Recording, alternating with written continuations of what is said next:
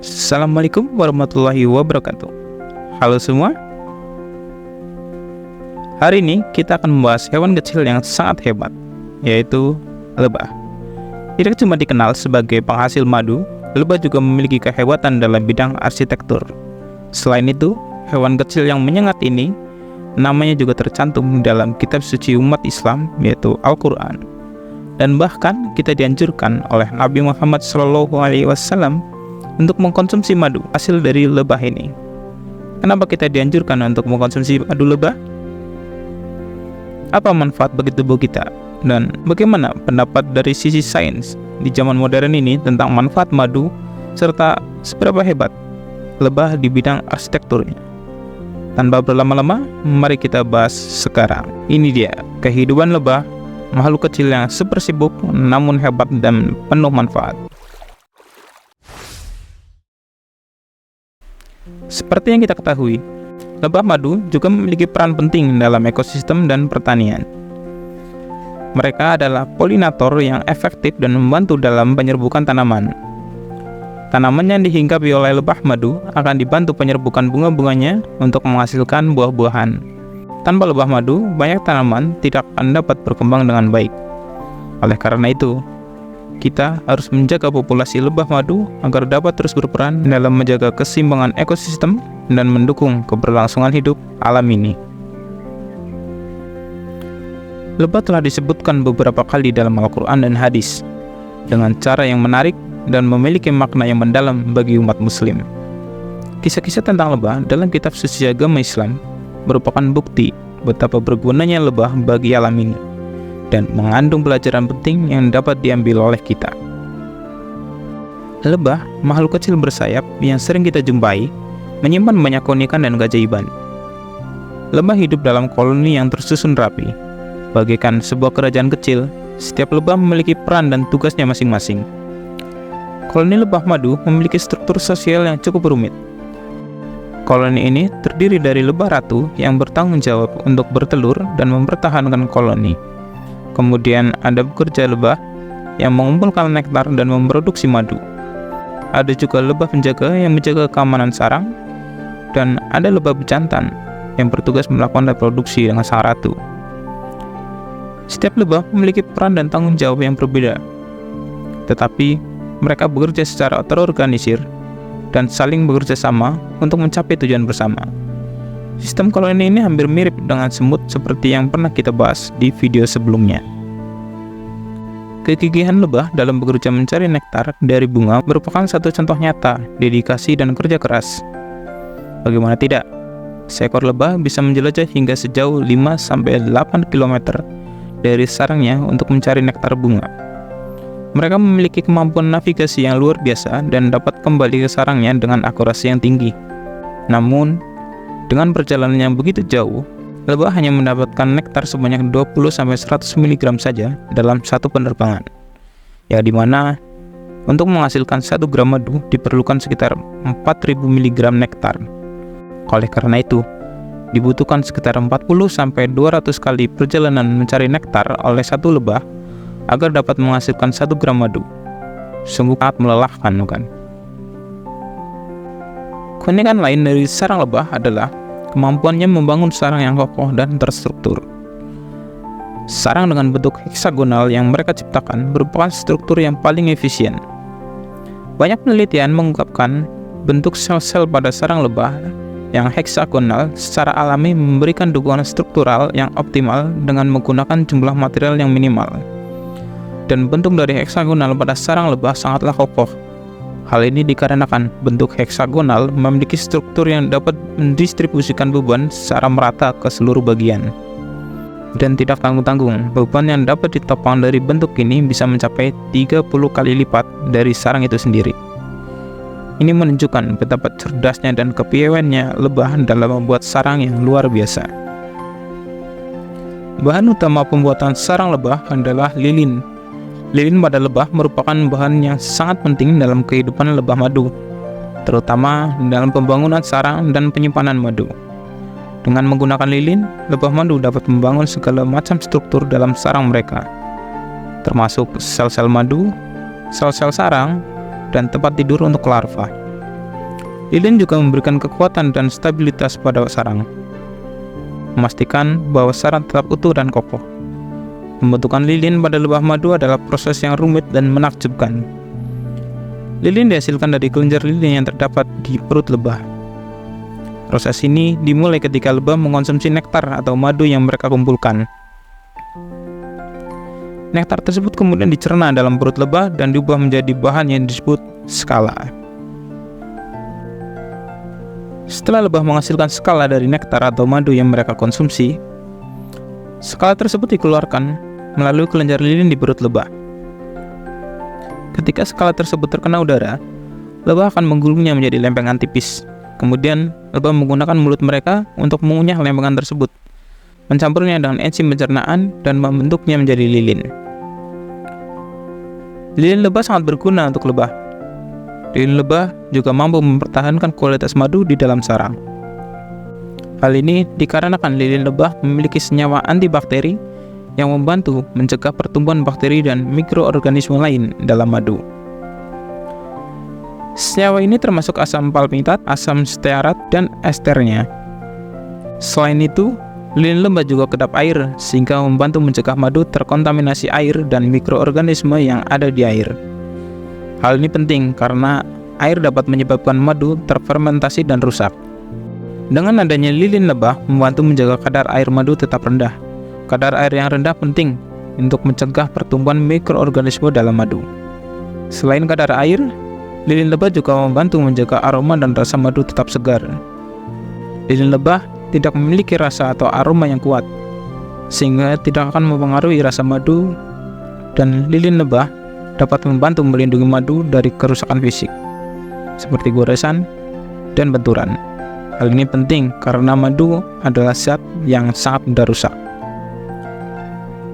Lilin lebah juga efektif digunakan sebagai bahan pengawet buah-buahan karena memiliki beberapa sifat yang menguntungkan. Pertama, membentuk lapisan pelindung, yang dimana lilin lebah yang dilapiskan ke permukaan buah dengan lapisan tipis dapat bertindak sebagai penghalang. Lapisan ini membantu mengurangi penguapan air dari buah sehingga buah menjadi lebih tahan lama dan tidak cepat layu. Yang kedua, mengurangi kehilangan gas. Buah-buahan secara alami melepas gas etilen selama penyimpanan. Gas ini mempercepat proses pematangan dan pembusukan buah. Lilin lebah dapat membantu memperlambat pelepasan gas etilen sehingga buah dapat bertahan lebih lama dalam kondisi segar. Terakhir, menjaga pertumbuhan jamur dan bakteri. Lilin lebah memiliki sifat antibakteri dan anti jamur ringan. Lapisan lilin dapat membantu mencegah pertumbuhan mikroorganisme yang dapat menyebabkan pembusukan buah. Singkatnya, lilin lebah membantu menjaga kesegaran buah dengan mengurangi kehilangan air, memperlambat pematangan, dan menghambat pertumbuhan mikroba perusak. Semua hewannya sangat hebat, bukan saja hanya dalam bidang arsitekturnya.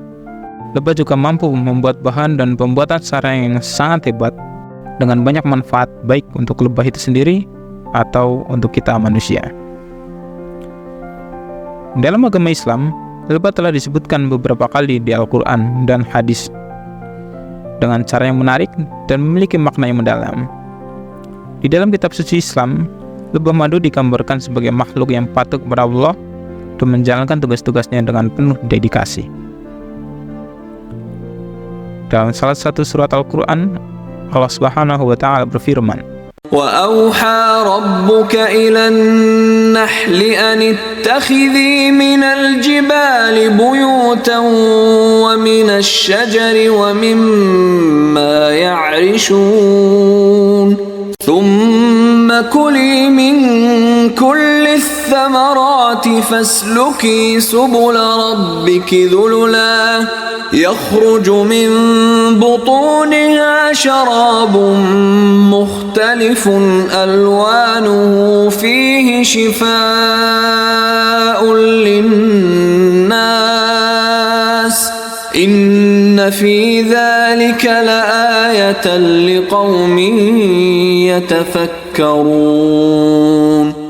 Ayat ini menunjukkan bahwa lebah adalah makhluk ciptaan Allah yang memiliki peran penting di dunia dan menunjukkan keajaiban ciptaan Allah dalam menciptakan lebah madu dan manfaat yang mereka berikan kepada manusia.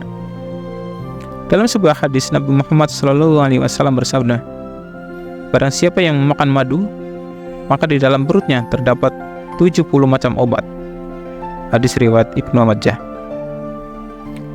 Hadis ini menunjukkan bahwa madu memiliki banyak manfaat bagi kesehatan manusia. Madu memiliki makna yang sangat penting dalam budaya dan kedokteran Islam. Madu telah digunakan sebagai obat tradisional dalam pengobatan Islam selama berabad-abad. Rasulullah juga merekomendasikan penggunaan madu sebagai obat. Madu memiliki sifat yang dapat membantu dalam pengobatan berbagai penyakit. Selain itu, madu juga digunakan dalam berbagai hidangan dan minuman yang menjadi bagian dari budaya makanan Islam. Dan ternyata sabda Rasulullah itu selaras dengan hasil penelitian di zaman modern ini. Kandungan nutrisi dalam madu bisa bervariasi tergantung pada jenis bunga yang dikejengi oleh lebah. Namun, secara umum, beberapa kandungan madu yang umumnya ditemukan memiliki banyak manfaat bagi tubuh manusia, seperti glukosa dan fruktosa, dua jenis karbohidrat yang memberikan energi bagi tubuh manusia. Lalu adanya kandungan berbagai antioksidan seperti flavonoid, polifenol, dan asam askorbat yang membantu melawan radikal bebas dan perlindungan terhadap kerusakan sel. Di dalam madu mengandung enzim-enzim seperti invertase, amilase, dan glukosa oksidase yang membantu dalam proses pencernaan dan mempercepat penyembuhan luka. Dalam jumlah kecil, asam amino yang penting untuk sintesis protein dalam tubuh juga terdapat dalam madu. Berbagai macam vitamin dan mineral seperti vitamin C, vitamin B kompleks, kalsium, magnesium, dan potasium, serta adanya sifat antibakteri dan antimikroba karena madu terdapat kandungan peroksida hidrogen, asam lemak, dan senyawa lainnya sehingga dapat membantu melawan infeksi dan meningkatkan sistem kekebalan tubuh. Secara tradisional, madu juga digunakan untuk mengobati luka dan luka bakar karena sifatnya yang antimikroba dan sifat menjaga kelembaban yang akan membantu dalam penyembuhan luka. Konsumsi madu secara rutin telah dikaitkan dengan meningkatkan kesehatan saluran pencernaan, termasuk meningkatkan pencernaan dan menenangkan gangguan pencernaan seperti diare. Manfaat kesehatan lainnya dari beberapa penelitian menunjukkan bahwa madu juga dapat memiliki efek positif pada kesehatan jantung, mengurangi risiko penyakit kardiovaskular, meningkatkan kualitas tidur, dan mengurangi gejala batuk. Selain madu, lebah menghasilkan produk lain yang bermanfaat seperti propolis yang memiliki sifat antibakterial dan anti jamur, membantu meningkatkan daya tahan tubuh dan melawan infeksi. Kemudian ada royal jelly yang kaya akan vitamin B kompleks, asam amino, dan antioksidan yang bermanfaat untuk meningkatkan kesuburan, kesehatan kulit, dan memperlambat penuaan. Kemudian ada bipolen yang kaya akan protein, vitamin, mineral, bermanfaat untuk meningkatkan stamina, energi, dan daya tahan tubuh.